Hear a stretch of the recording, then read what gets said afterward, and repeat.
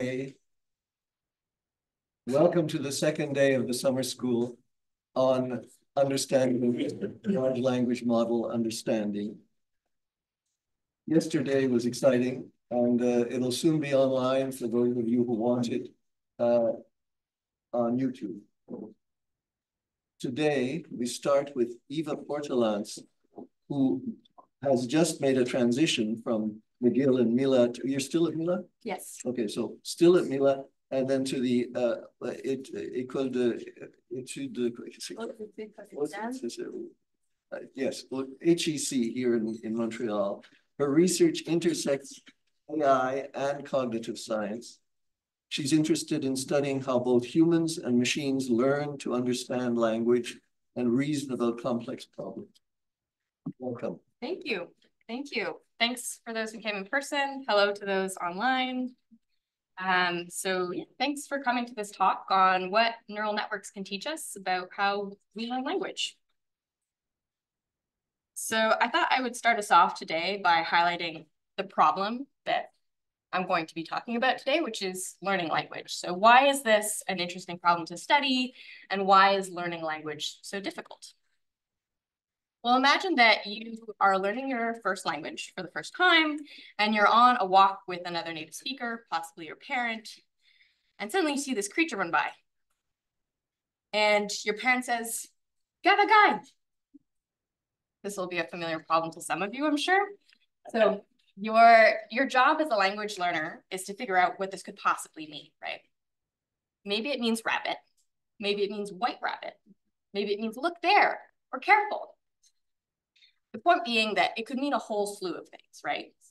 So how is it that language learners figure out a way to map new meanings to words?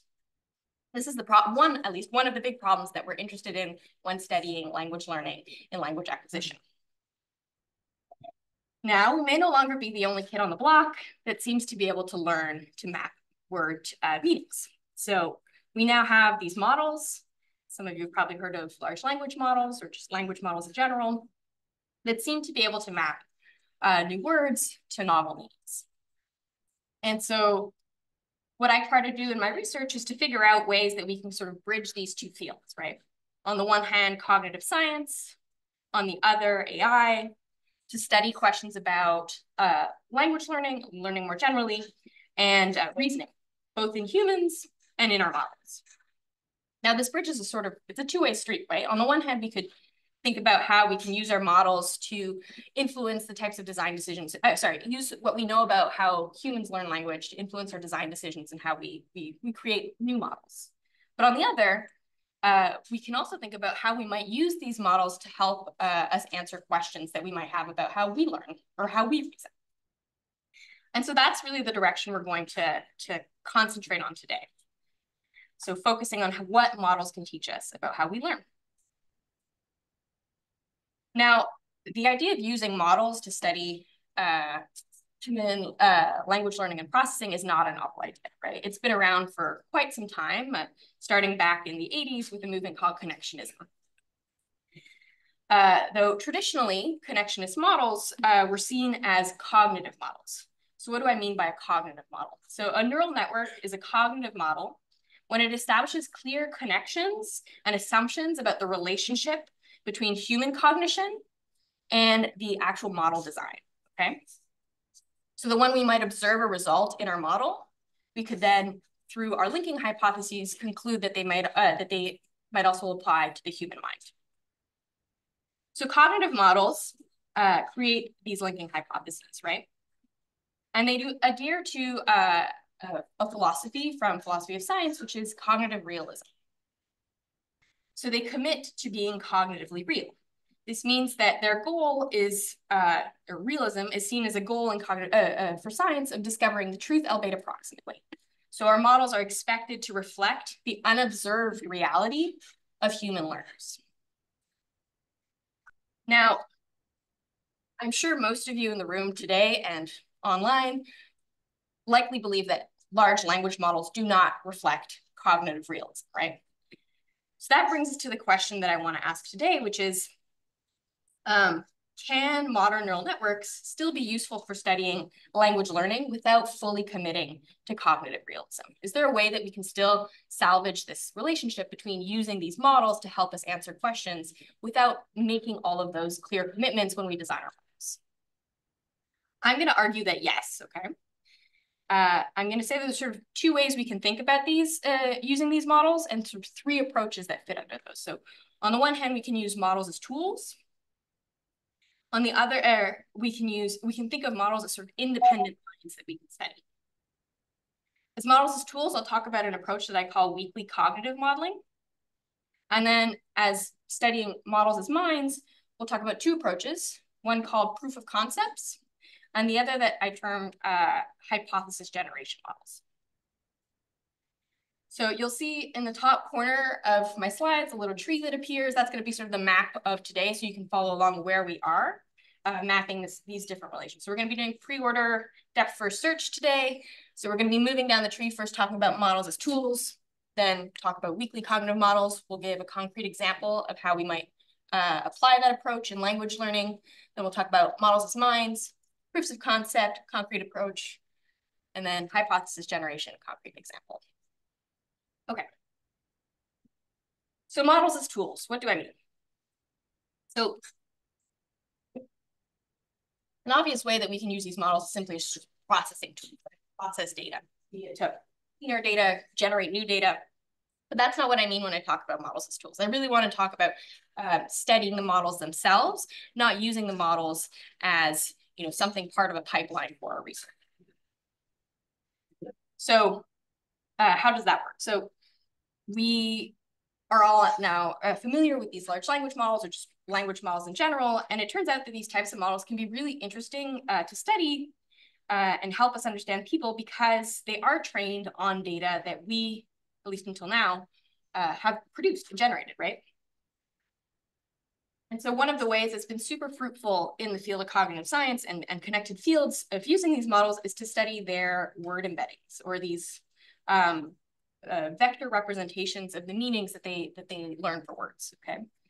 So using these spaces, we've been able to figure out that we can use all sorts of operations on these representations of meaning, measuring things like similarity between words or even other types of relations. So really what's happening here when we use models this way is that models are giving us a way to have a quantitative representation for an unobservable concept, right? So using this approach, we were able to measure all sorts of different things that we weren't necessarily able to clearly represent before. So this has given us a way to measure things like social bias, right? Things like word associations or meaning maps, and how we might associate concepts in the mind. And finally, things like cultural shifts, right? So measuring on a larger scale across people how different meanings may change. So in this models as tools approach, what we're really doing is we are saying that some of the internal representations of our models can be extracted, right? Here, word embeddings, and used as an approximation for another unobservable concept in people. So we're no longer making assumptions that the whole model, all of its internal representations and processes are cognitively real, but we may make the assumption that some of those may be. So this is an approach that I call weakly cognitive modeling, right? Because we can use at least some of that, some of those connections, but maybe not all. So I'll give an example now from my own research where we're going to use this weakly cognitive approach. We're going to build a linking hypothesis between models and people about word predictability. So we're going to use a model to measure the predictability of words in context and use that as a proxy for what might be the predictability of those words for a person if presented with the same input. Okay? So using this linking hypothesis, we're going to try to answer a question about in language learning, which we have, which is, are more predictable words in children's linguistic input learned earlier by kids? So are kids actually sort of tracking those core occurrence statistics on a word level to help them learn them? Now, based on the linking hypothesis we had, we can sort of reword this question more specifically as, are more predictable words for a language model trained on child linguistic input learned earlier by kids? Okay. All right. So to situate this project, I first want to give you a couple observations about what we do currently know about how kids learn words. So it turns out that at least in the first couple of years, kids are pretty consistent in the order in which they learn words. So a kid will say a word like milk before they say a word like sad. And this is because, at least in part, these ordering effects seem to be predicted by how frequently these kids hear these words. So milk is just much more frequent, at least early on in children's input, than a word like sad. And also in terms of how concrete their meanings are. So milk is, a bottle of milk is something you can point to. In the world, it is very concrete, whereas a concept like an emotion like sad is much more abstract. And so we know that these are two things that do predict these ordering effects. So kids are relatively consistent, and at least on a frequency level, statistical learners in the case of words. We also know, though, that there have been results showing that kids do track things like co-occurrence statistics, at least when they're trying to learn new word boundaries. So in this particular project, we were interested in seeing whether or not those tracking of co-occurrence statistics could also be happening at the word meaning learning level. Now, when we talk about predictability in people, we don't use probabilities. We instead use a concept called surprisal, which is the negative log likelihood of some outcome given a context of some kind, right? And this is used because it's a pretty good measure of human processing difficulty. So when we're going to think about predictability, we have to kind of switch it on its head, because surprisal is negative is sort of the opposite of probability, right? So something that has low surprisal is very predictable versus something that has high surprisal is much less predictable. Or if you want to think about it in terms of like the word surprising, that can help to kind of get that notion, though it's not necessarily a measure of surprise. Okay. Now, the final concept I want to introduce, in case some of you are not from linguistics, is the idea of lexical categories. So there are different types of words, and they have different sort of grammatical functions, and we call these different lexical categories. So things like nouns are words like milk, papa, house, dog, right? You probably all know what nouns are. When we talk about predicates, we mean verbs and adjectives. So words that can either cause a state change or describe an action of some kind, okay? And then finally, function words. Function words are all these little grammatical words that we have in a language, such as inside, more, and you, me, all these types of little words that have actually really important functions in words, in language, but their meanings are much more abstract, okay? These are also called closed class words because we don't introduce new ones very often to language, so they're closed classes. All right. So based on the research question we were starting with, we had our more predictable words in a language model trained on children's linguistic input learned earlier by kids. So we have two variables here that we're interested in, right? Predictability, which we're going to measure as surprisal. And then we have the age at which kids are learning words. So this is going to be something called age of acquisition. So age of acquisition is an estimate of the average age at which kids start saying a word, okay? So let's look, just to give us a sense of what the relationship might be between these words, let's plot them, right? So on the x-axis, we'll have language model surprisal, and then on the y-axis, we'll have the age of acquisition in months. Okay, so since we're in Quebec, let's do some Quebec French. So I've plotted some nouns here from Quebec French to give us a sense. At the bottom there, you see lait, which means milk. So that's that example I gave you earlier. So learn super early, right? Around 16, 17 months on average.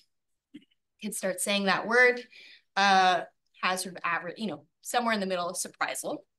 And then we have words a little higher, like doigt, meaning finger, learned a little later, and then robe, learned even later, and so on. So you get some examples of what nouns look like. What about verbs? Here we get a slightly different picture, right? So at the bottom here, we have tomber, which means to fall. Kids say that very early.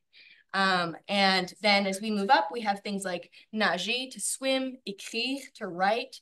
And then really high up, so much later, we have much more abstract verbs like choose or think, choisir, penser. And then finally, some function words. So at the bottom, if you have kids, you know this comes real early too. Encore, more. I like saying that very early and a lot. And then we have, as we move up a little more, we start to have like moi, me. And then later we have you and all, tout, all. And then later on again, we have more abstract concepts like même or same and par, by, and so on. Okay. So that gives you just a sense of what exactly we're trying to do here, right? We're trying to predict this age of acquisition based on this surprisal measure. So if we wanted to fit some linear models and look at the sort of the coefficients we're going to expect here. So what should we expect? Well, given our hypothesis, we actually think that words that are less predictable should be learned later, right? So words with high surprisal should have higher ages of acquisition, while words that are very predictable in context should be learned earlier. So these will have lower surprisal and lower ages of acquisition. So we're looking for a positive coefficient, right? The positive relationship. So let's look at some results. So I'm gonna, on the x-axis, this is just the coefficients. So really we wanna see whether or not they're positive or different from 0. And then on the y-axis, we have our LSTM surprisal. And LSTM is a type of language model that we've done this with a bunch of different language models. And then we also have unigram surprisal. So this is it's basically frequency, just log transformed, and we change the sign on it. So we have frequency there mostly as a way to make sure that we're in the right direction, because we know that frequency does predict age of acquisition. And then we want to see really what's going on with LSTM surprisal. So here we're controlling for frequency. So you can think of this as like the predictability beyond frequency. So when we start considering context beyond a single word, what happens? Let's consider what happens for nouns.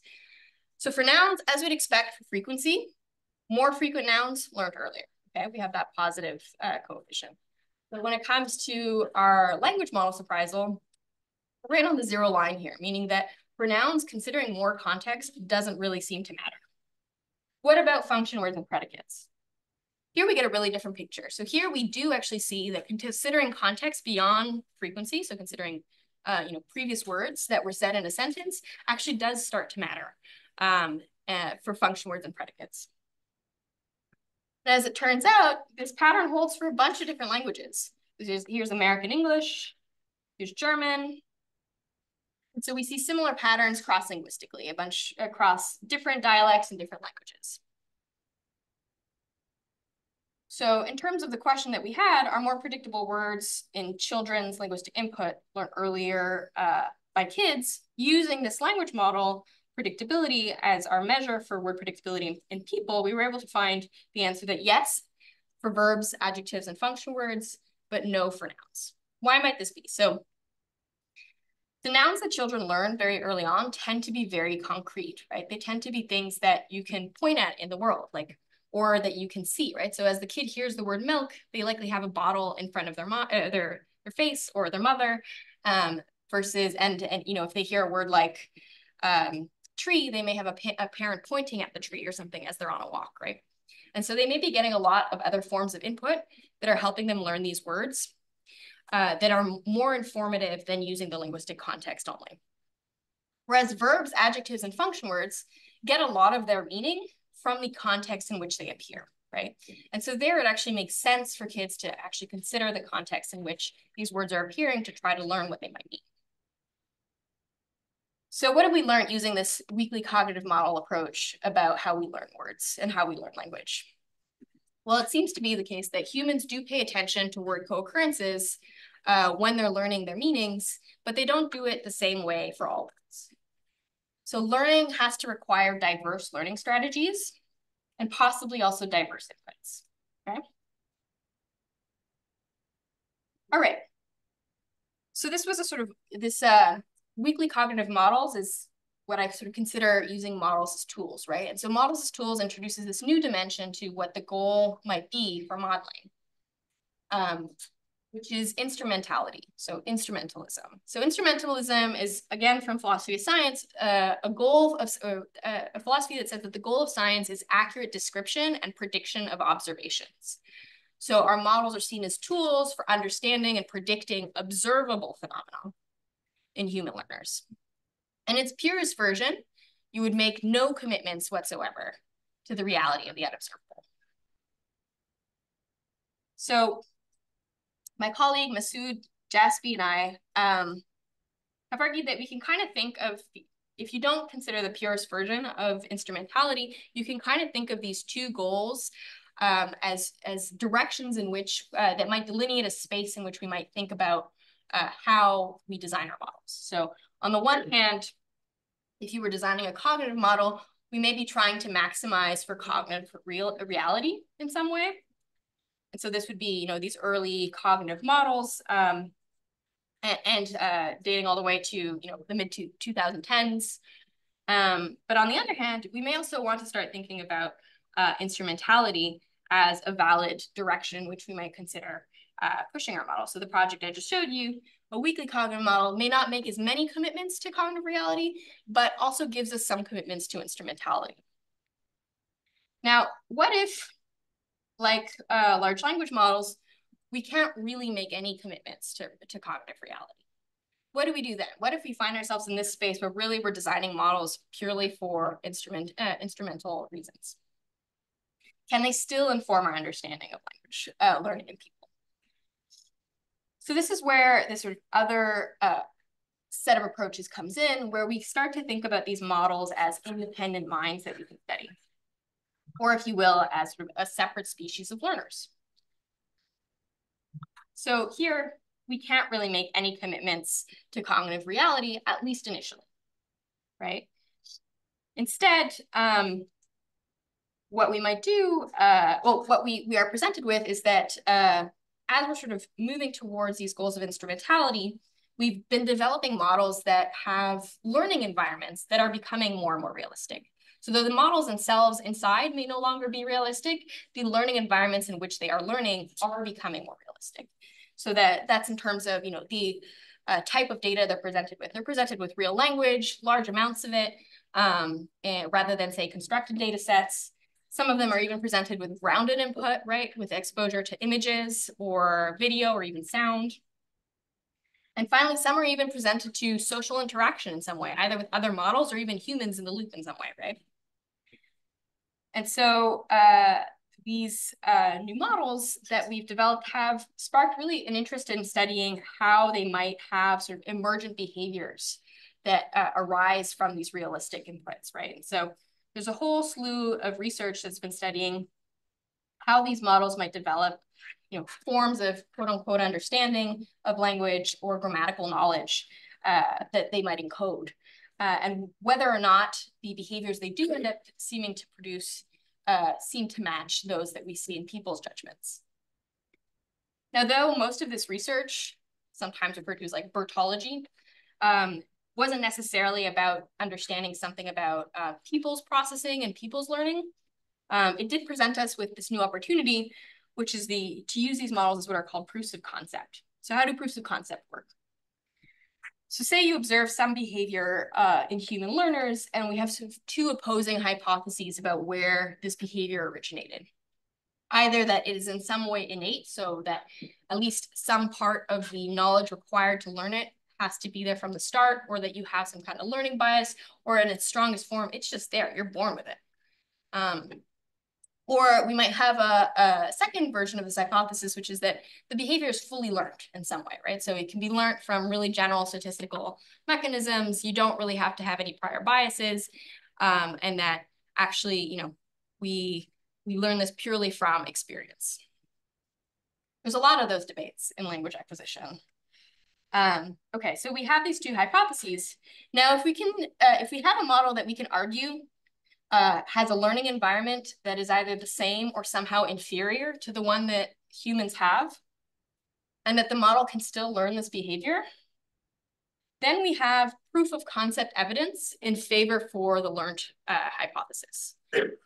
what does it mean to be a proof of concept evidence? So importantly, it doesn't mean that we have evidence that humans are learning it, right? All we've done is we've shown that the model is able to learn it, but it does show us how in practice it is possible to learn this behavior, right? So it gives us evidence that this is a plausible hypothesis. All right. So I'll give you another example of how we might apply this in practice to answer a question we might have about language learning in kids. So again, can hard words like and, or, behind, in front, and more, fewer be learned from general purpose statistical learning, or do we have to have at least some forms of innate knowledge or biases towards learning the reasoning skills we need to understand these words? Given time constraints today, I'll concentrate on the pair and and or only, but if you're interested in the others, I'm happy to talk about them after the talk. Okay. So to answer this question, I'm going to be using grounded language models. These are language models that learn both from images and from text. So we're going to use VQA models. VQA stands for visual question answering models. So these are models that are trained to answer questions about images. So this is an example. We have this like block world image and the question, what color is the map object to the right of the large block? Okay, so this is a type of data they're trained on, and they're trained to answer these questions, right? So that's their particular objective during learning, but as a sort of a strategy that ends up developing, they end up defining ways to map the meanings of these words to these images. So they're mapping some form of, what's the concept of color in the image, what's an object, what's right of, to the grounding they have in the images. So in this particular project, we use this data set called the Clever data set. So this is an example of a training pair from that data set, which is these images from a block world and all sorts of questions that were designed to study whether or not these models could develop complex reasoning skills like logical reasoning, spatial reasoning, relational reasoning. So here we have an example of spatial reasoning to the right of. Okay. And then the model we'll use was, at least at the time, a state-of-the-art model. It does very well on this task, which is the MAC model. And we'll look at whether or not, how this model is learning the meaning of and or. Okay.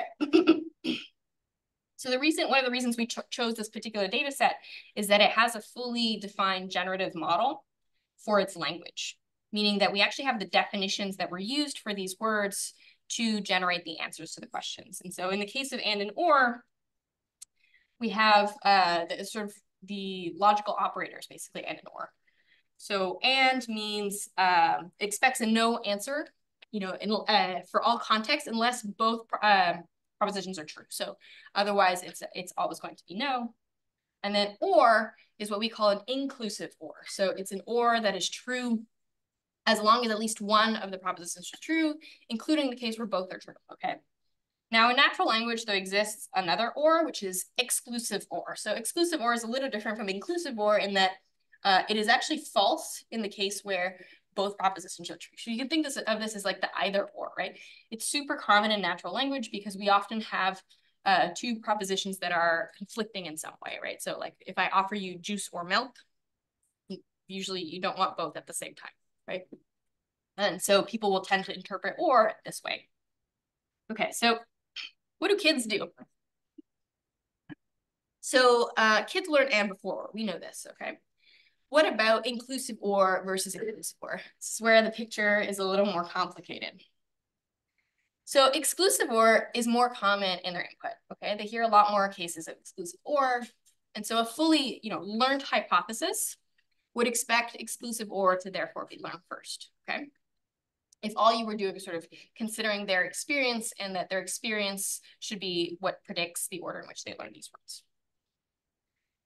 Now, unfortunately, children seem to understand inclusive or before exclusive or.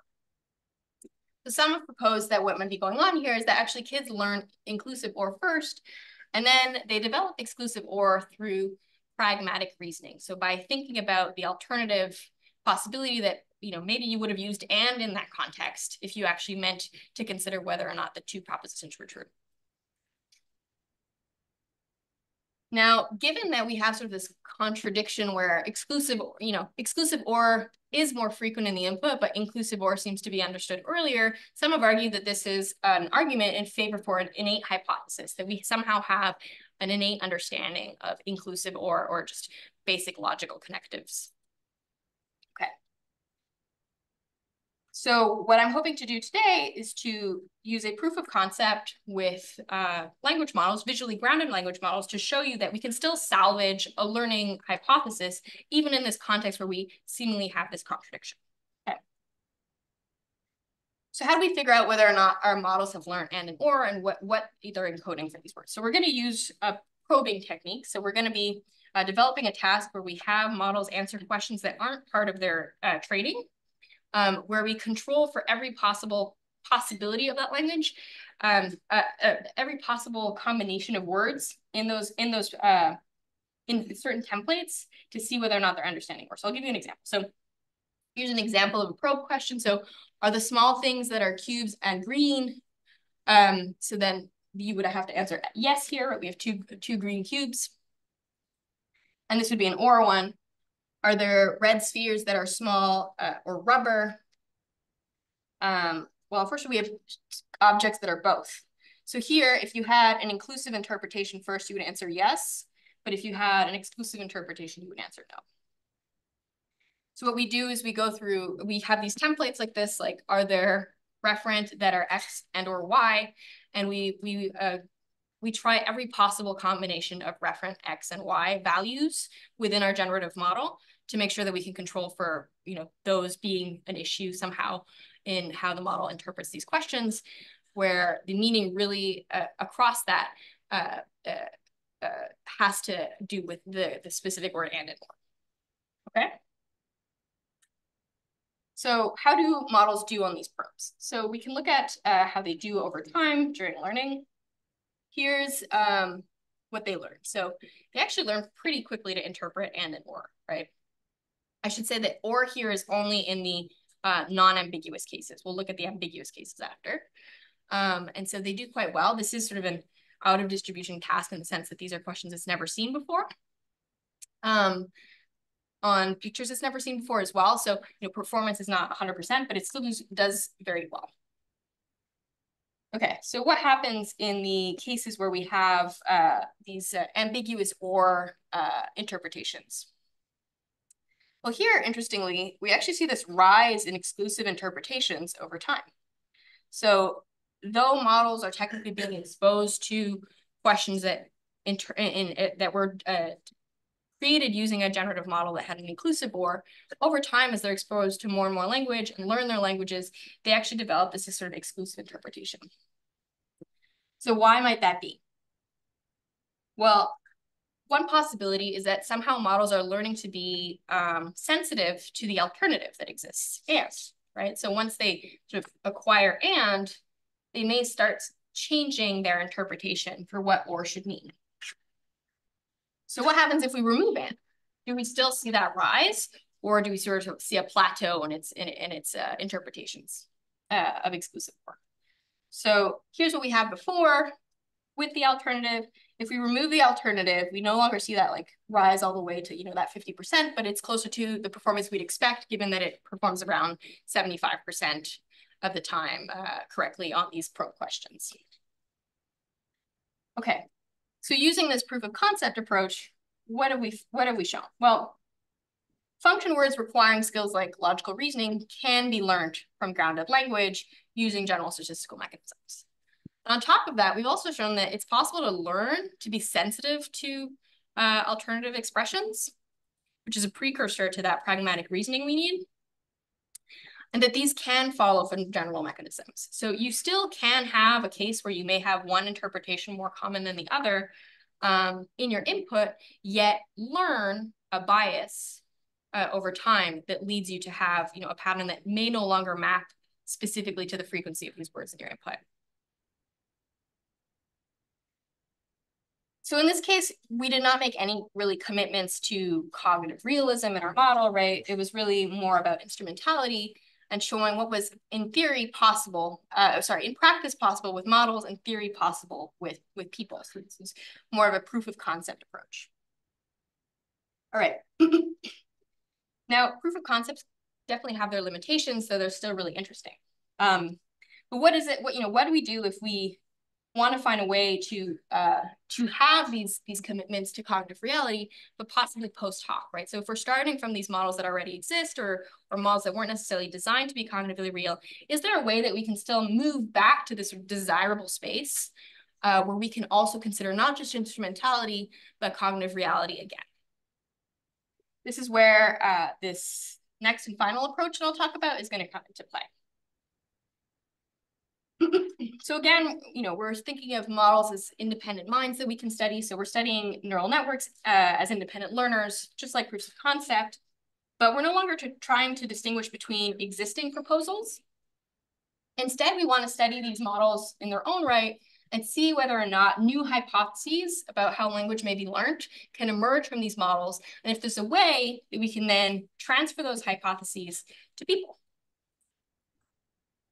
So this becomes especially interesting when we start to consider causal hypotheses, right? So unlike with people, where you, for moral reasons, can not really design ablation studies, you can do this with models, right? So if you have a hypothesis that whether or not some prior X, be that some distributional information in your input, or a learning bias that's encoded in your model or something, causes some learning outcome Y, we can figure out whether or not there may be a causal relation, direct or indirect, between X and Y by either modulating or removing X and seeing whether or not that modulates or removes Y, okay? And so this will give us evidence for a causal hypothesis. Now, this is where this hypothesis generation model comes in. Say we have a model where we've shown that we have this causal relation, and we have this hypothesis. How do we then go to make that hypothesis about people? Well, if we can show that X and Y are also present in the learning environment of children and kids, we know that causal hypotheses make testable predictions. So though we may not be able to look inside the mind and figure out whether or not that same relationship happens, or design the same experiment, ablation experiment with people, we do have these testable predictions that we can actually go look for in people. And if we find evidence for those testable predictions, then we can actually say that we can extend this hypothesis to being possibly cognitively real in people. So this then we have that this hypothesis may also be true for people. Okay, so an example of using models for hypothesis generation, again, to study a question about language acquisition.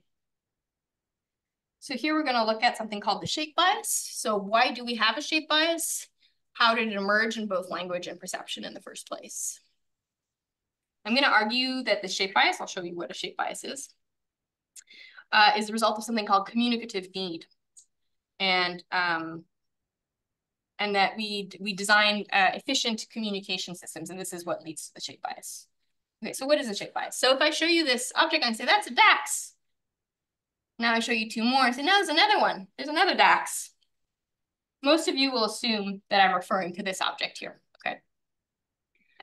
So this is called the shape bias. So it's a tendency to assume that new lexical categories share shape features rather than other possible perceptual features like color or texture and so on. It's a bias that seems to be learned. It appears around the age of 2, and we have it until adulthood if you just experience that little experiment. Most of the previous literature has been about how it might be learned, so what types of methods lead to its acquisition, and whether or not it's real. But all of this research is sort of predicated on the shape bias existing in the parent's language. And so the question we want to ask today is, why have it there in the first place? Because we have this sort of chicken and egg problem. If it's learned, but it has to be in the parent's language in order to acquire it, why is it there? Okay. Well, it turns out that humans are very efficient language designers. So we tend to develop solutions to communication problems that fall along this sort of Pareto frontier between information loss and complexity. So what do I mean by that? So we design languages that allow us to communicate successfully without losing information or being misunderstood.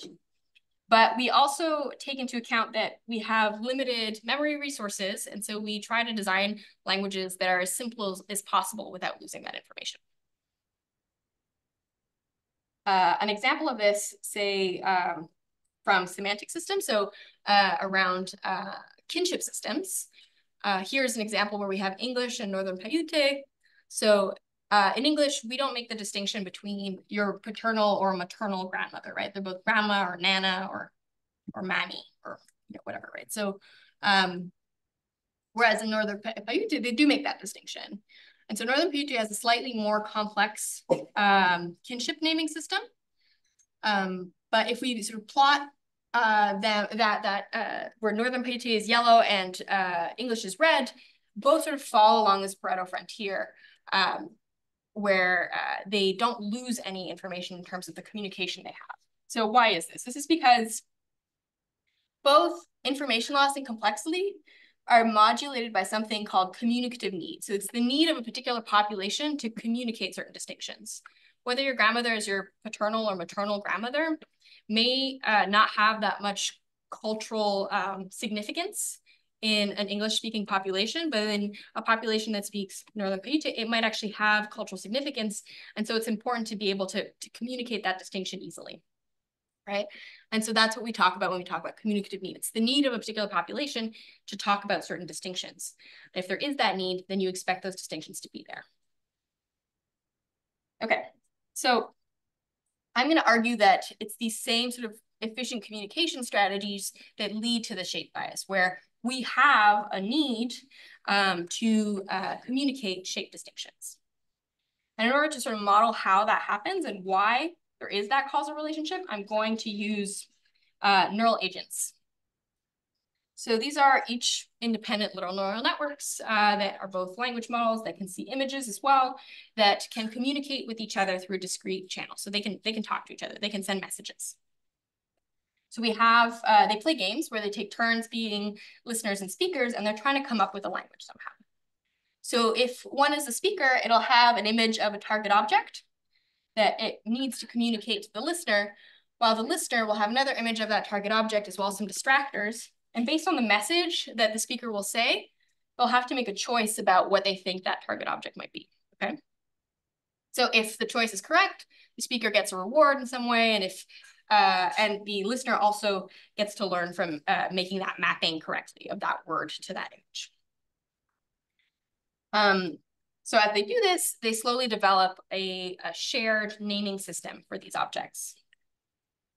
Now, since we want to talk about communicative need, I have to have a way to quantify what it means to have higher need to make shape distinctions. And the way that we do that is by introducing shape games during learning. So shape games are games where the target object, in some way, it has, in order to correctly pick it, you have to have a name for that object that somehow communicates shape distinction. Because here, for example, we have this other distractor that is the same in all aspects, visual, perceptual aspects, to the sphere, except that it has a different shape.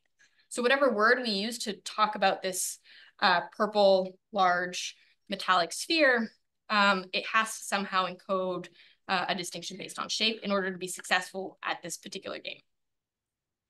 So we can quantify communicative need in terms of the proportion of shape games that are seen during learning. So if you have a lot of shape games that are seen while you're coming up with your language, you have a higher need to make these distinctions based on shape.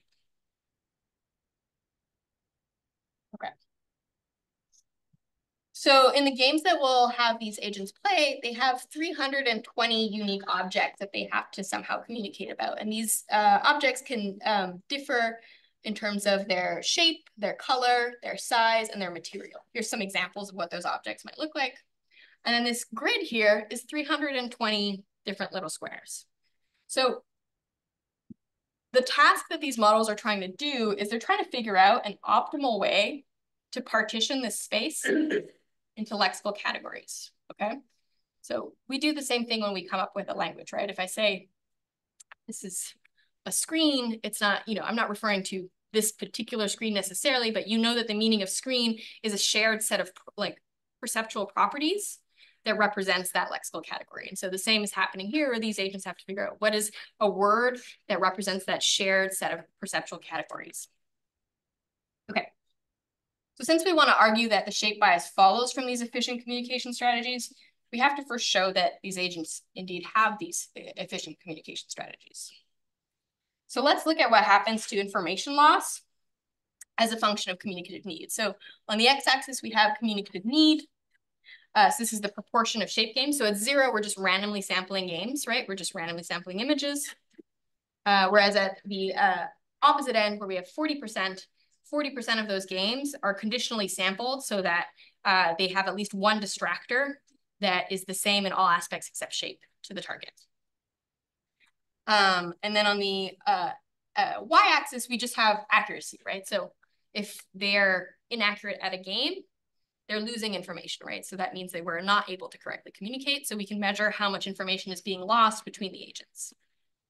Okay, what happens here? So I'm plotting here the performance on test shape games of the models as a function of how much shape games they saw during training. And as we see, probably not surprisingly, as we introduce more and more shape games, models start to develop languages that allow them to make more and more shape distinctions. They do better and better at shape games. The dotted line there is just the overall accuracy on any game of the models. You'll see a slight drop at the end there. That's because shape is very difficult. So the models use what are called convolutional neural networks to process images. And these tend to have an innate bias towards local features. So shape being much less, being a much more sort of large picture feature, it's a little harder for them to process these. So as we force them to play more shape games, it just becomes generally a little bit difficult for them. Okay. What happens to complexity? So same thing.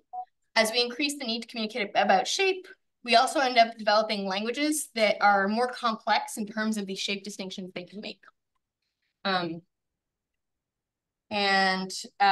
Complexity here is measured using the mutual information that exists between the embedding space, so the language that these models develop, and the target labels for these objects. So whether or not those embeddings can be used to determine different shapes, different colors, different sizes, different textures. Now, this is actually a pretty surprising result, even though I've kind of introduced it as like, this is obvious. These agents actually do develop optimally efficient languages. So these gray dots are theoretically possible languages they could have come up with, some sampled. And the colored dots are the ones that our agents actually did come up with. So we can see that they fall really along this Pareto frontier, just like human languages seem to. And both information loss and complexity are really modulated by communicative needs. So great. Agents develop efficient communication systems. What about the shape bias? Why does the shape bias actually follow from these strategies? And why does it follow from that high communicative need for shape? Well, let's consider what happens to other perceptual features as we increase that need to make shape distinction. So here I'm plotting color. So initially when we're randomly sampling, you'll see that color performance on color games is really high. This is that fact that I was telling you that so CNNs really like localized features. Color is very local. It's the pixel values, right? So it's very easy for them to learn a system based on color. So they actually have a sort of innate bias towards color. But then what happens as we increase this communicative need for shape is we see this trade-off that starts to happen where actually their performance on color games starts to just drop. The same thing again happens to complexity. We have this trade-off. Okay. So we have this shape bias that's emerging as we increase the shape, the need to talk about shape distinction. So what exactly is happening there? Well, shape and color here are actually just two dimensions of the same referential space, right? We're talking about these 320 objects. And so if while talking about these objects, we're increasing this need to communicate about their shape, we're actually consequently also decreasing their need to make color distinctions. Color no longer matters as much in terms of making those distinctions. So if you wanted to develop an optimally efficient system that maps to how you use your language, so how you actually use language to communicate, then you would just consequently want to simplify it, not really need to make color distinctions anymore. And so as you increase that need, you end up getting a shape bias that emerges. All right. So I've now shown you that a need to distinguish shape is what leads to a shape bias, at least in our models, okay? How do I then go to people? Well, we know that shape bias is around in people. What about this need to distinguish shape? Is that around in people? Do we have evidence that there is this need?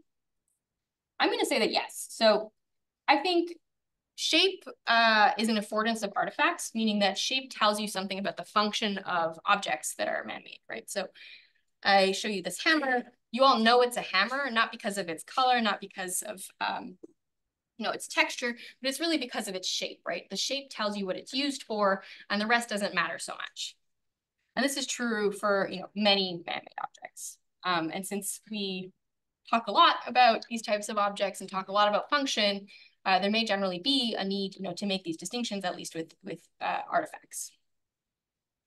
So this gives us testable predictions now. So what are those testable predictions? Well, on the one hand, we should expect the bias to be strongest when things are assumed to be artifacts, right? And on the other, the bias should also be strongest in societies that have access to more artifacts. So if you live in a society where there's just fewer artifacts, we may not expect the bias to be as strong. Well, it turns out we have evidence for both these predictions. So the bias is really strongest when you assume in these experimental setups that you are looking at artifacts of some kind. And as soon as you think that they are natural kinds, like fruits or gems or some kind of natural object in the world, the bias can sometimes even just like fully disappear or at least be attenuated. If I tell you this is a loman, a fruit from an alien planet, and I show you two more, I say now there's another loman, some of you will have actually assumed that this was the loman, right? And so it really does seem to depend on the sort of assumption that we're looking at objects of some kind that may be man-made or alien-made, right? There's also really recent evidence that actually the bias is strongest in societies that have access to more artifacts. So there's some experimental work that's compared American English speakers versus Tsimane speakers from the Amazon, which is an Amazonian language spoken in rural parts of Bolivia, where they have lesser access to artifacts, and the bias is much stronger in American English language speakers and even disappears in some Tsimane speakers. So with this hypothesis generation approach, we were able to generate testable predictions that we could go look for evidence for in people.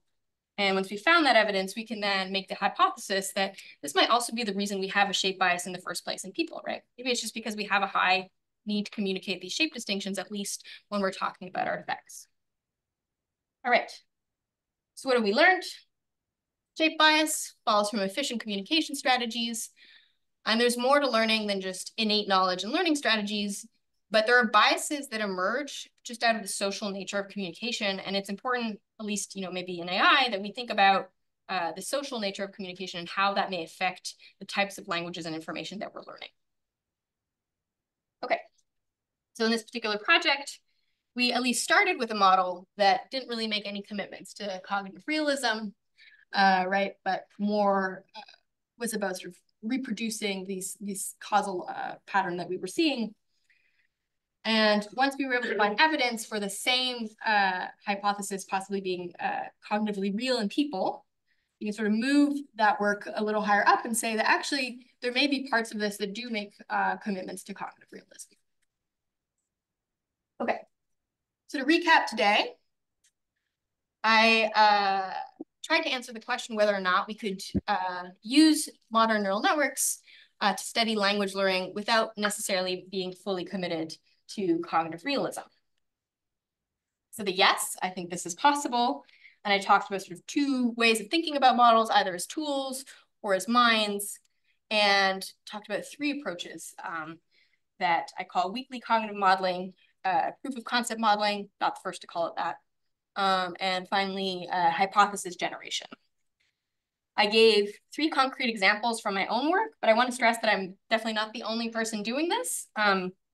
If you're interested in finding some more really interesting work on using neural networks in different ways to study language acquisition, at least these some more contemporary approaches, I encourage you to check out our piece where we lay out this framework for thinking about modeling, and then also review all the really cool up and coming work that's been coming out in the last couple of years. So check it out. And finally, some final thoughts about all of this. So recently, what we've been seeing is that most of the work that's coming out is using a sort of proof of concept approach, where we're really making very few commitments, if not any, to cognitive realism anymore, at least since like the mid-2010s. And so I think it's important to sort of stress that, we all know that science moves fastest if we have claims to prove and disprove amongst our community.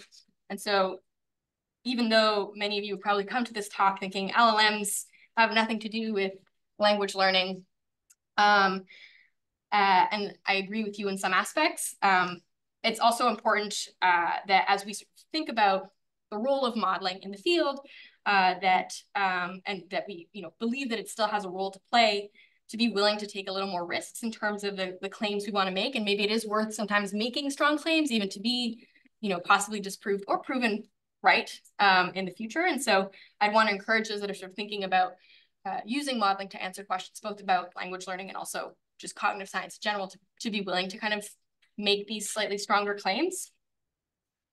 I'm also guilty of this.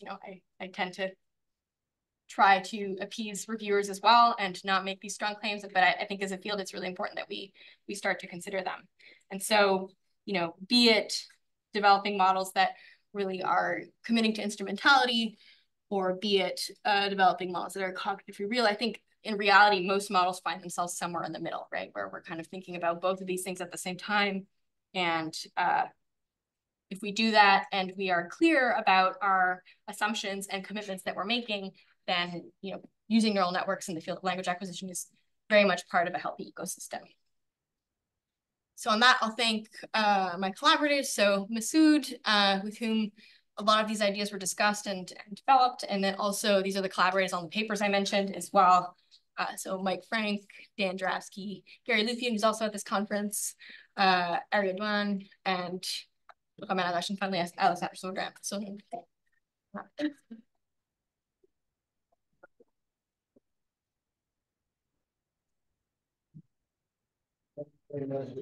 very stimulating. It's going to start now with a comment by your designated discussant, Virginia Valiant.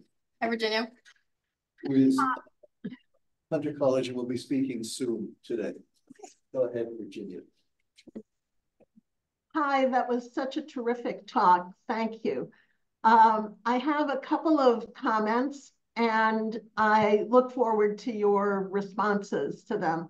I'll start from the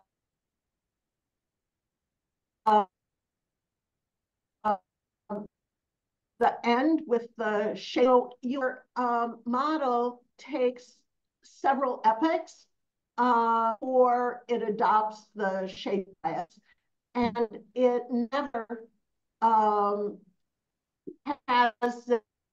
the overwhelming. Seems to have about 50% of the time, right? A little less than 50% of the time. Oh no! Oh, so it's this is particular in we never look at it in the context of like the experimental setup. So really what we're measuring is whether or not it has the bias in its linguistic system, but we don't actually have the models do sort of the experimental setup we do with people, right? Where we sort of present it with a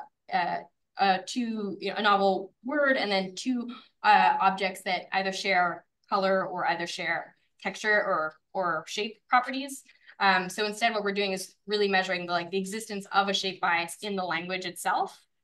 So we're really looking at whether or not that shape bias emerges in the language and perception itself, with the initial research question of we know that bias exists in the system that the parents are using, and that's why we get these sort of experimental results with kids. So we're looking at why does it exist in the first place in parents. Does that make sense? Well, I think so. So for the model, The facts from I'm losing you a little bit, Virginia. Yeah, I'm sorry. Yeah. I'm seeing that my connection is on switch. Let's see if we can go on. So the slide I'm talking about is the one that shows what happens with epics. And there's an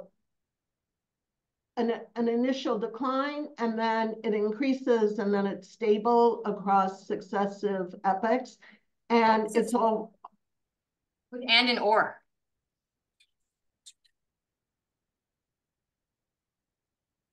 This is with the and or research where we were looking at like, yeah, that was where I was plotting learning of and or over time. Yeah, over epochs. Yeah. Yes, that block. Yeah. Virginia, could you turn off your image? It'll make your signal strength better. Yeah, I'll try that. It doesn't always work, but I'll try it and see whether that works. Can you re-show the shape bias model and the development of the shape bias?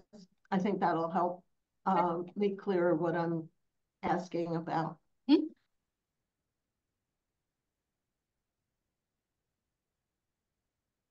So what I really appreciate about the way you use this is the interplay between the model's activity and human activity. And that seems to me exactly the way that we would like things to proceed. Mm-hmm. The model learns to the model has more of a shape bias as shape becomes more important for communicative need. Yeah, exactly. Okay. And in the American context, there is a shape bias, and it's greater than in cultures that don't have as many artifacts as the US does. Okay. So do we think children learn a shape bias over time, or do they start right out with a shape bias? No, so I think most agree that they learn the bias. It's debate has generally been about how they learn it. So there's sort of two strategies that have been talked about. So one's called associative learning, and the other one I'm blanking on, but the difference is mostly lies in terms of whether or not the bias emerges first in sort of perceptual categorization, sort of independent of language, or if it arises really because we're conditioning on like the lexical categories that parents have. But in both cases, researchers don't necessarily think it's there from the start. It's really one that becomes salient really as the kids learn. So in experimental setups, at least, it doesn't seem to show up really until like the age of 2. Yeah, that's pretty early, I would say. It is early, yeah. So I'm just thinking about the time course of the effects and the extent to which one could actually model the actual environment to see to what extent the communicative need is there, and to see to what extent it does differ depending on the kind of object that's being talked about.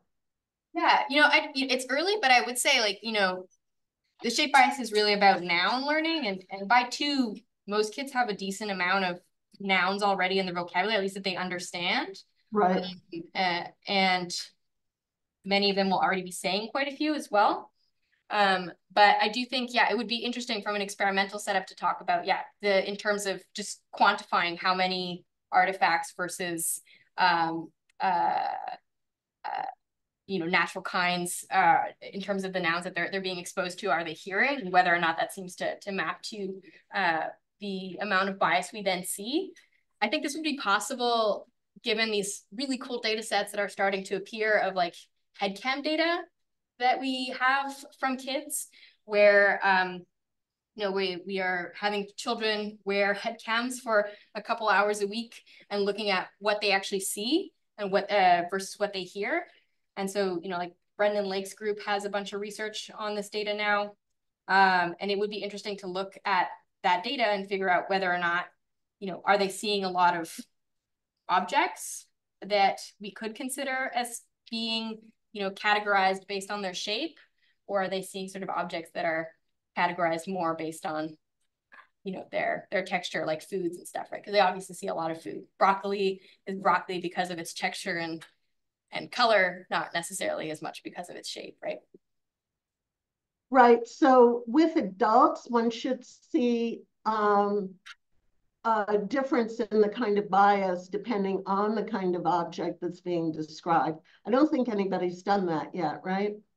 Yeah, so there is like a lot of work from like Markman and others that initially sort of argued that the bias was not real, and their argument was built on these experiments where instead they sort of presented them with natural kinds, right?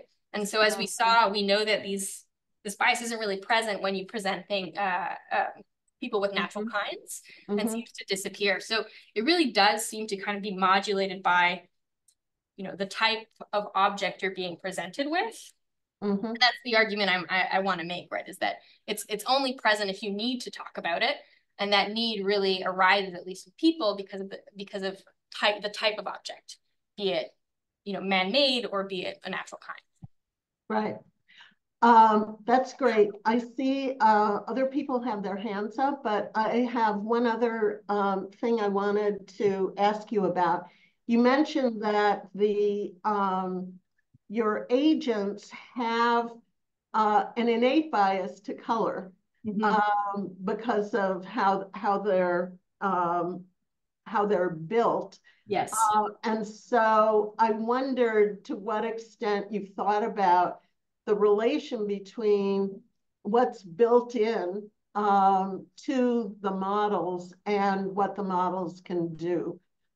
In one of your papers, you refer to work by Baroni, and he explicitly discusses this question of what's built into the models. So I wonder if you could say more about that. Yeah, so when we think about, learning hypotheses and using totally general learning mechanisms with our models, the truth is it's impossible to have a model that doesn't have any bias, right? Some way or another, your model architecture is going to introduce biases.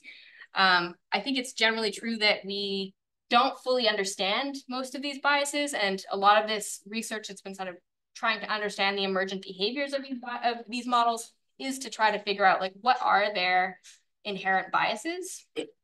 So the bias I mentioned is about CNN, so convolutional neural networks, which are a type of neural network architecture that's used for image processing. There has been a bunch of research kind of looking into these models, and it's also really a structural bias that kind of forces them to consider the localized features, right? Because their input is really, it's not broadly the image, it's the pixels of the image that they're getting. And they then learn to encode relationships amongst those pixels, but necessarily it's a lot easier to encode local relationships between pixels that are right next to each other. And those relationships will often encode things like color, right? Because that's just what pixels encode. So that feature tends to be just much more salient to these models than something like shape, requires that you learn relationships between pixels that are all very far from one another. And so that is like a bias that exists structurally in the model. I think in terms of language models, biases are a little less clear. I mean, obviously a language model like an LSTM, one where we do have a locality bias, because as we move further and further away from the current state or word we're considering, we are to a certain extent losing information through all of those sort of historical state jumps. But something like a transformer was meant to kind of fix that bias, right? Where we suddenly remove the need to go through previous states linearly, but kind of consider states independently from one another and how they related to one another. And so we were able to kind of remove that bias. Now, most of the language models we use are transformer-based. And transformers also have biases that may be undesirable by the specific fact that we don't consider the states necessarily linearly, right? Unless we tell them that these words are common in a specific order. And so we know that humans process language in terms of, sequential input. And so maybe there is actually information that's important about sequential input and the information loss that happens over time that we do want to include in our models. And so, yeah, I think it's important to both, as we use models to study people, keep in mind that these models also have biases that we should consider. And in the other direction, as we sort of design our models and think about the information they're going to be learning and how they might encode meaning in language, that these models do have biases that may inadvertently affect what they learn. Yeah, so bias is always going to be present. It's important we understand what those biases are and that we are clear in the commitments that we make, whether or not those biases are going to affect our results in some way or not. That's great. I have two final comments. One is that a bias is different from content. And we don't know exactly when one or the other is active in acquisition. So that's where the and/or data could be more relevant in terms of it being not just a bias, but maybe something having to do with content. But I think it's much too early to say one way or the other.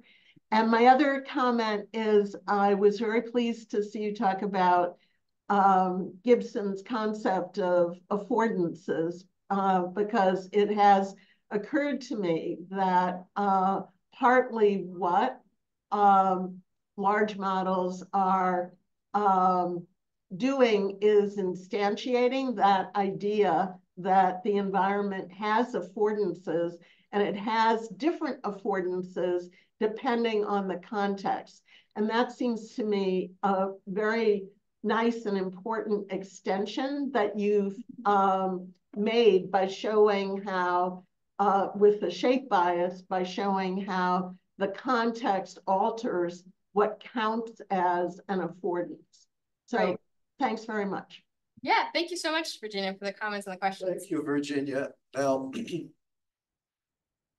Friedemann had his hand up before, and now it's Charles Yang. Friedemann, has your question been answered, or do you still want to ask your question?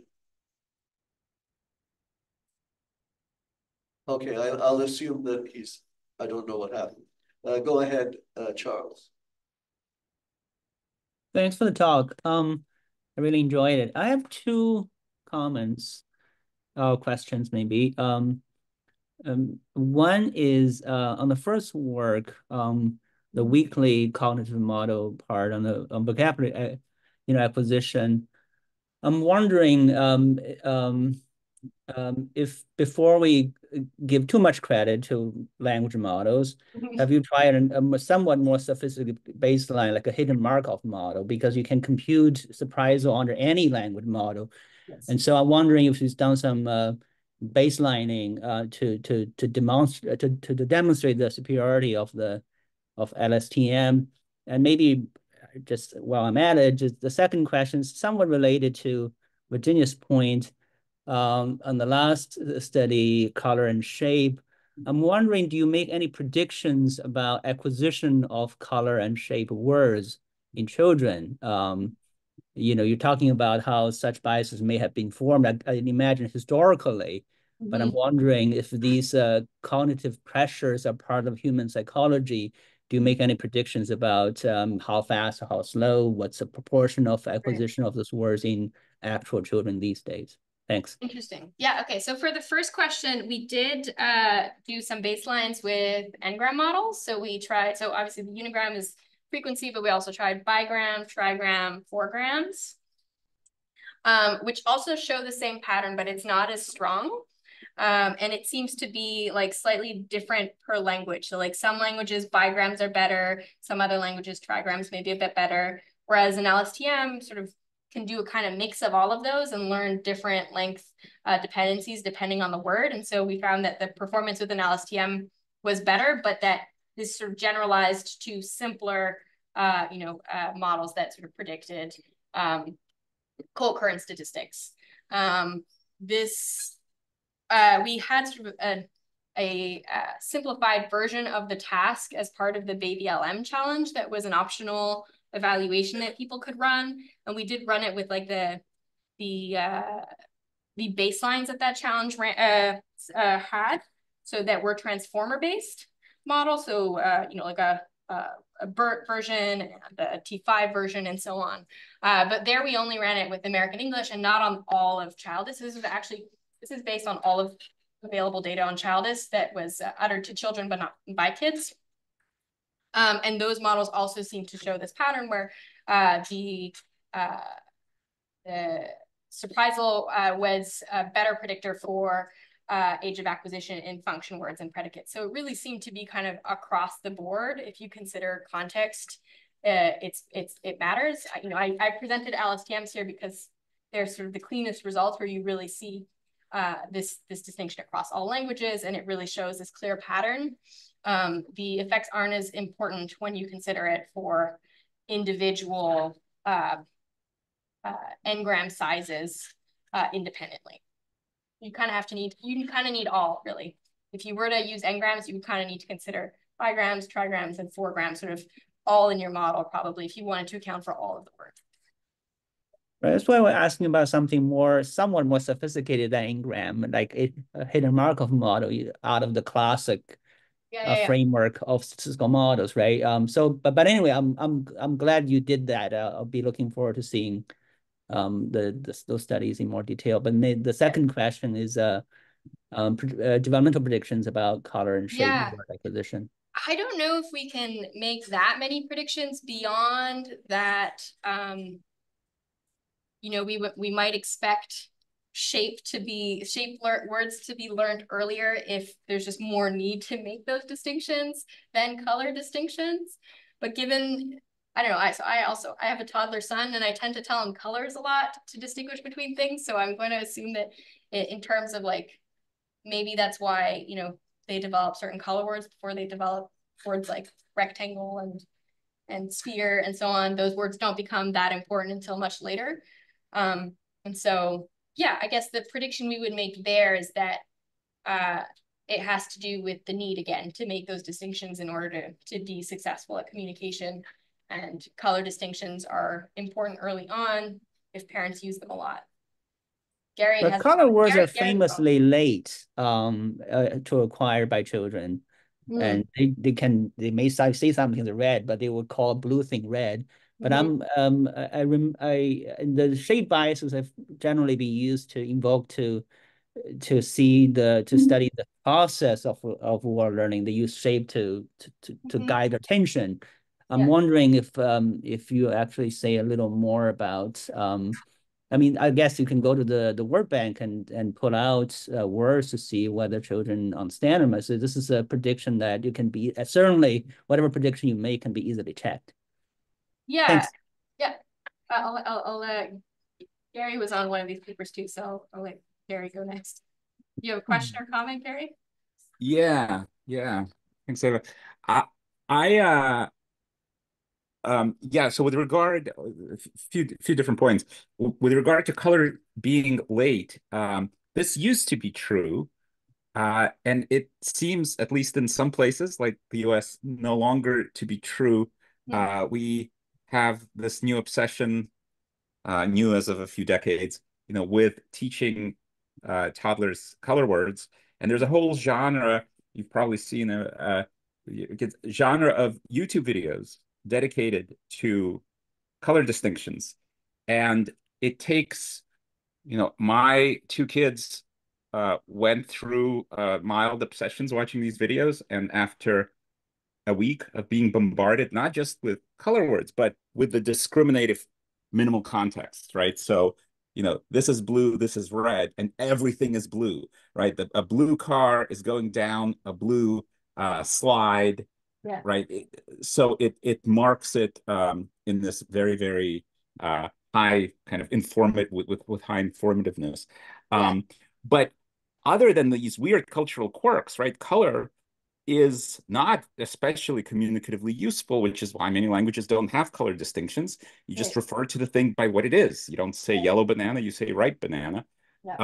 But this kind of gets me to shape, right? One other reason why shape is useful is that it correlates with function. So we design artifacts, right, to have certain functions, and function often goes with having a particular shape. Right. So a spoon it was designed with a particular function in mind, but that requires it having a certain shape. And of course, sometimes shape and function dissociate, right? And that presents learning challenges. I wanted to also mention that in addition to communicative need, and this is something I'd love to hear your take on, there's lots of complexity in language that seems to have little to do with communicative need, right? So, when it comes to closed class words, it's not that the distinction between definite and indefiniteness, right, is that communicatively critical to warrant words like the and being as frequent as they are. It's not that number is that communicatively critical to warrant having constant, noun verb agreement and agreement between, right, pronoun number and so these agreement systems. But if we also remember that languages are systems that have to be learned by kids, right, and so the elements that make languages learnable in the first place as coherent systems, right, there is a kind of selection pressure to have those elements and to maybe have more seeming complexity than one would predict based on communicative needs alone. Right. Yeah, no, for sure. It can't be the only reason that we have languages designed the way they are, but it's definitely, I think, a very important one. There may be, just other things that are just necessary as well in some way, right? For our languages to be productive in some way and allow us to communicate the necessary things that we need to talk about in human language, like being able to talk about past, present, and future in different ways, or being able to talk about relations in some way, right? And so those are, I think, very different from it can't necessarily be totally accounted for using this idea of efficient communication in how we design our languages. Those will always be present, but they may be present in different forms depending on the language, right? We have some languages have very few sort of function words, but instead have these sort of like clitics or different ways that they change words to account for these types of relations. And maybe communicative need has a pressure there. I don't know. That's beyond my research. Yeah. Maybe I'll take a question from the room because I saw some hands before I. Thank you, Gary. Yes. Just wait a second, because I just want to let Friedman. Friedman, there's a question in the room, and we'll let that be answered, and then we'll come right back to you. Don't worry. Go ahead. I have a question about identification. I have a question about identification. So you said that just a second. Can this be heard? I can repeat it. Okay, good. You mentioned that the importance of shape in the environment, so the presence of artifacts, is relevant for the application of shape recognition. Do you conceive this more as a personal, as an individual adaptation, or as a linguistic adaptation? Because in the first case, you have a theory of how we learn language. In the second, you have more of a theory of language formation. How I see it. Yeah. Okay, so the question was about adaptation, whether or not I see this shape bias as a form of individual adaptation on the part of a learner, or as a form of linguistic adaptation as a whole, as like a system coming up with this as a solution to this problem. I think the way that, we set this up was really to talk about it as sort of a system as a whole coming up with this setup, right? Because we were seeing we argued at least the shape bias emerges because of these pressures from social communication, right? So the need to be able to communicate with others. And given that, I see it really more as like, this isn't something that's about the individual adapting to their learning environment, but us together figuring out a system that allows us to efficiently communicate. And I would say that generally, like, the arguments around like efficient communication are sort of that style, where it's really about like language design rather than individual adaptation to a particular problem. Yeah. So it is more about the formation of a language.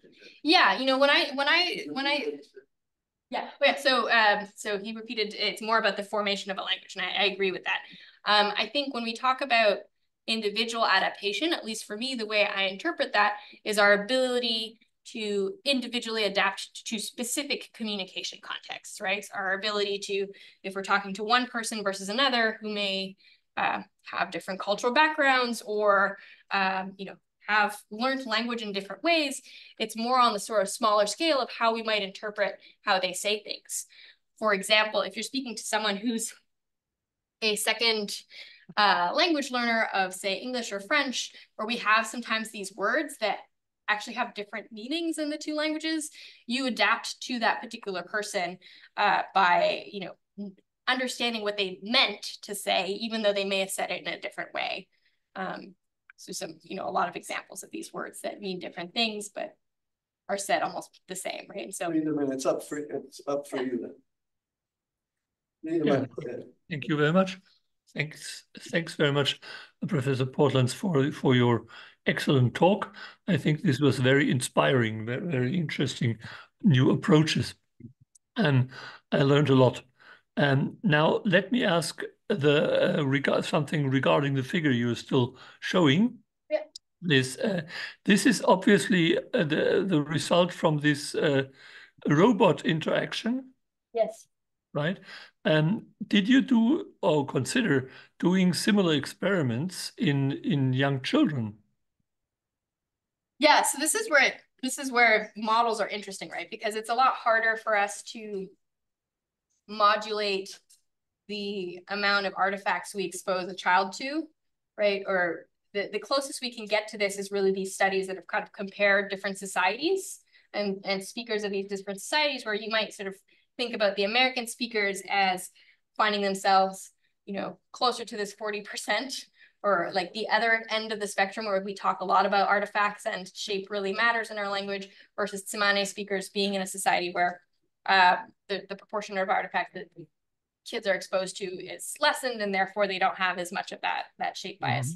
The reason models are interesting is because we can really do these types of experiments where we do modulate these variables and actually look at the effects and find those causal relationships, which are not as easily done with people. And that's I think where the value is in this approach of using models for hypothesis generation, is that it gives us that ability to do that.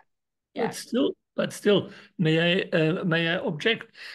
Did you have a condition where you just varied the where you gave color the important functional information?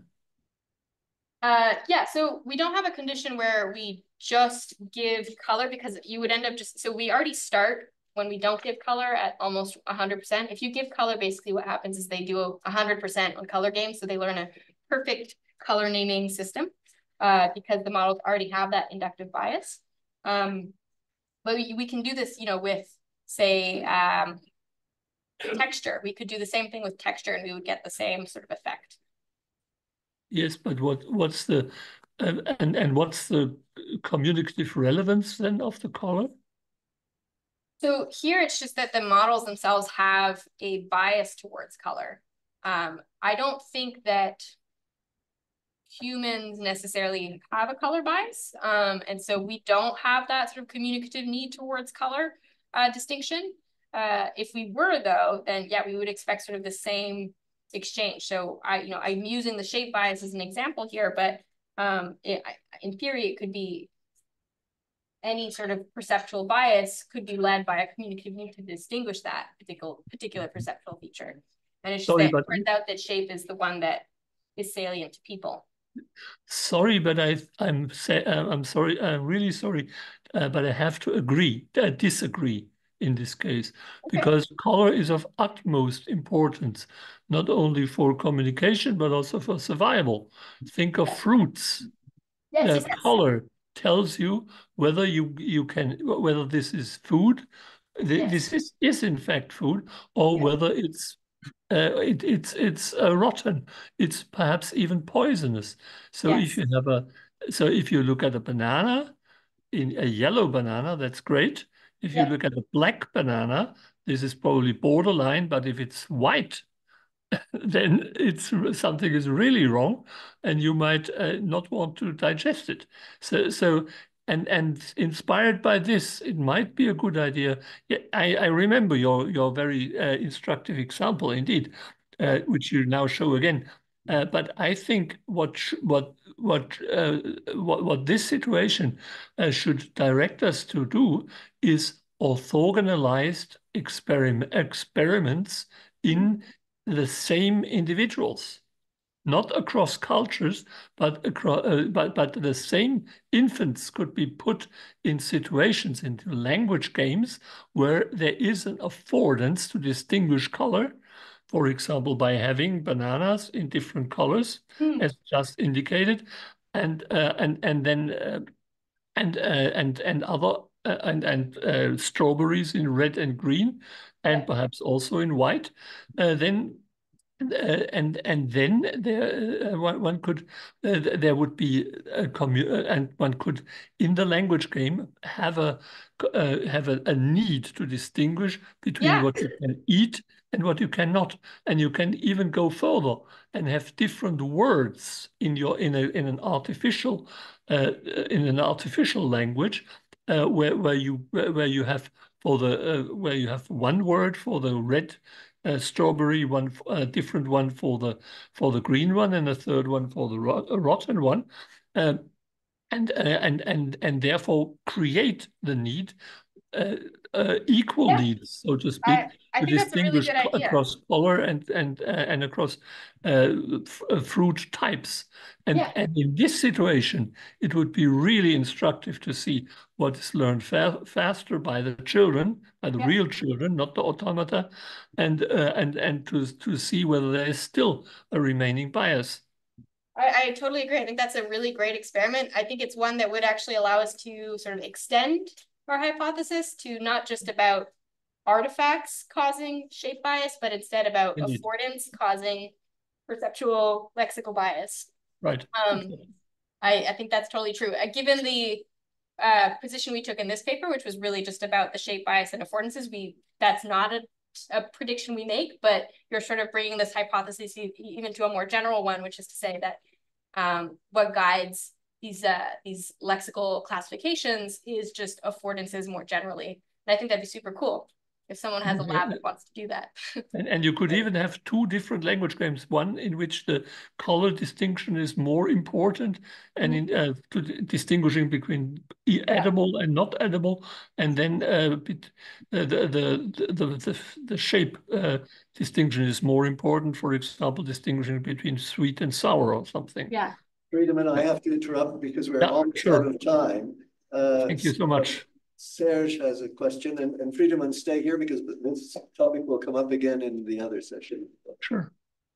Well, thank you, Eva, for this excellent talk. I would like to hear a little more about how you showed that children learn the inclusive or before the exclusive or. I'm asking that because in my own research, I have shown that adult reasoners usually prefer the exclusive or instead of the inclusive or. And this is because there is more information in the exclusive or, because the truth value is true in 2 of the rows instead of 3.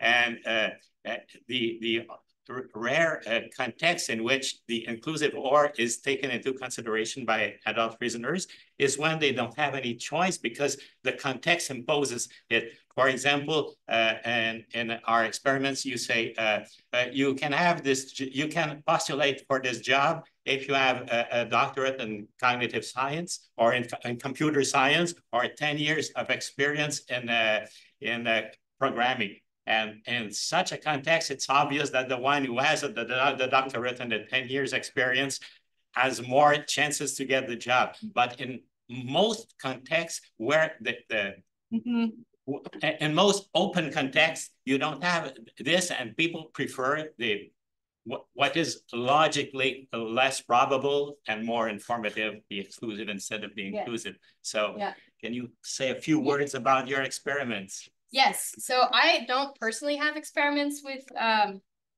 people or with kids, but others have. I think they sort of match what you're finding in the sense of, in terms of like the exposure that kids have. So there's this research that basically looked at in childless data and what the interpretations were and whether or not you could have an inclusive or not. And most of what kids are being exposed to, just like in naturalistic context to adults, tends to be this context where really there's just an exclusive interpretation that is better. Not to say that inclusive is necessarily unavailable, but it may be made unavailable through how people use prosody in those contexts. And I say, do you want orange juice or milk? Something like that, right? That necessarily marks it as an exclusive, but also there are contexts where it just necessarily, you can't do both. And then there are contexts where it's somewhat ambiguous, but the kids are still sort of interpreting it in some way. I think the research that has looked at like their interpretations of or in these contexts where you could have both, there are experimental studies that are done with kids usually around like the age of 5. Or and are learned pretty late. Well, or is learned pretty late, and is learned a lot earlier. Where they have these contexts where they want to see whether or not kids are choosing in the sort of ambiguous setting to interpret it as they can only pick one or they're allowed to take both. And they do find that generally like kids don't seem to initially have that exclusive interpretation. Thank you. We're just with adults, so. Yeah, which is why they think that maybe they learn it first. But yeah, in terms of the input that kids are getting, it is just like adults, it tends to be mostly exclusive. Yeah. And so that's where that debate sort of started, is this doesn't really sort of match up to these sort of learning hypotheses, or what are called in the field like usage-based hypotheses, where it has to do with the type of language that kids are being exposed to. And contexts are very important. Yeah. So yeah. Thank you. Yeah. Thank you. Okay. Thank you very much, and everybody say.